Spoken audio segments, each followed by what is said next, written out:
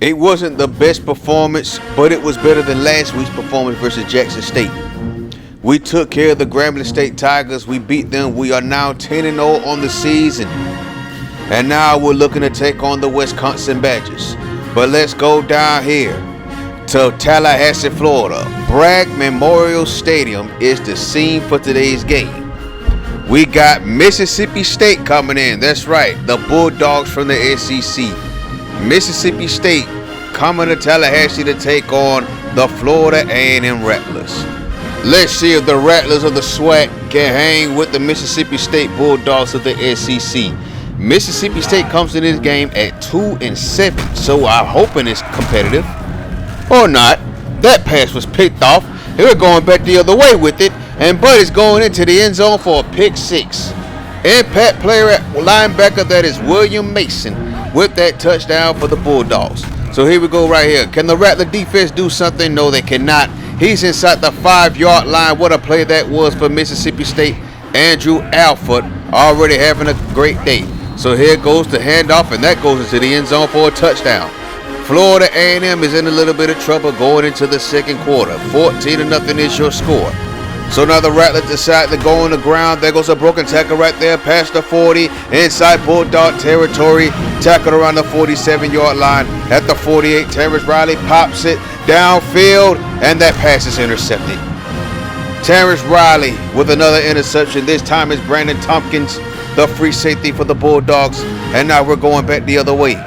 State's on defense. There goes Alford without the pass. He pops it deep, and that pass is caught. That's a Randy Moss moment right there as he goes into the end zone for another touchdown. And now, fam, you have to pass the sticks. So here goes Terrence Riley. Can we finally get something going? Florida A&M, no, we cannot. It's another interception. There he goes again. That's Mason with another pick, and eventually this will lead to a field goal. The kick is up, and the kick is good, and now the lead is 24-0. Mississippi State. Jesus. So here goes Mississippi State again on offense. There goes Alford finding right. He gets us at the 10-yard line. It's 1st and goal. Rattlers will hold them off though. Eventually this leads to another field goal, and that kick is good. The lead is now 27-0. Watkins having a nice day. So we go later on in the fourth quarter. There goes a punt. Can the Rattler special teams unit stop Mississippi State from getting this ball to the end zone? No, they cannot. And he is gone. Touchdown, Mississippi State. And Ben Blanco gets injured on that play. So 1st and 10 is 34-0. Terrence Riley pops it, and once again it's tipped and intercepted. And that pass is going in for a pick six. The Rattler fans have had enough. They're done. They're gone. Mississippi State straight put them in a spliff. 41-0. They goose egg FAMU. Now I wish I didn't show this video. Damn. So here goes Jim Rathernapp for the scores around the HBCU world. 10-0 on the season. The Alabama State Hornets done it again. Alabama A&M wins their 3rd game of the season. Congratulations to them. Alcorn State beat Prairie View A&M 43-24. And then Southern beat Bethune-Cookman 27-21. There goes Jackson State 5-5 after beating Arkansas Pine Bluff. And there goes Florida A&M getting put in a split and goose egg by Mississippi State. That's not fair. Meanwhile, over at the MEAC, there goes Norfolk State beating South Carolina State. There goes Howard over North Carolina A&T, and Hampton victorious over Delaware State 31-24. It's coming down to the wire in the MEAC. And look at this. We got Jacob Gibbs. He went to Oregon State. That's a bummer. There goes Donald Harris, who's committed to Wyoming. I knew we wasn't going to pick them up. So let's look at the rankings real quick. Look at Florida. They're number 1. Alabama State number 2. And then there goes Texas A&M, Ohio State, and Georgia running up the top 5. Virginia, Michigan at 7. There goes USC at number 8. San Jose State surprisingly at number 9. There goes Georgia Tech at 10. Iowa 11. Alabama at number 12. Alabama. 13 is LSU. 14 South Carolina. And Oregon State at number 15. Back to you, Coach. So as we get ready to wind up the season, Florida and Alabama State are now on the verge of meeting up for that national championship game. If both of those teams can win out, we'll see in the future though.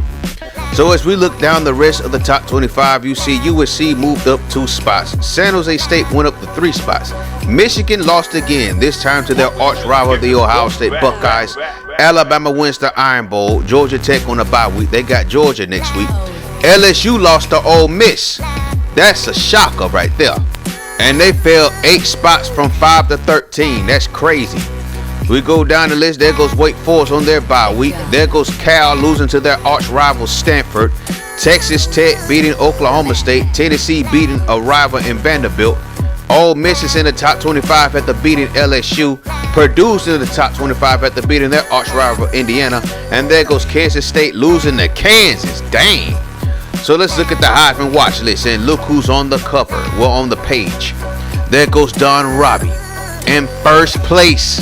He's having a great season too. On the verge of getting 1,500 yards receiving along with probably 20 touchdowns. Matt Randall's having an outstanding season, and I know he's going to be winning the Doak Walk Award.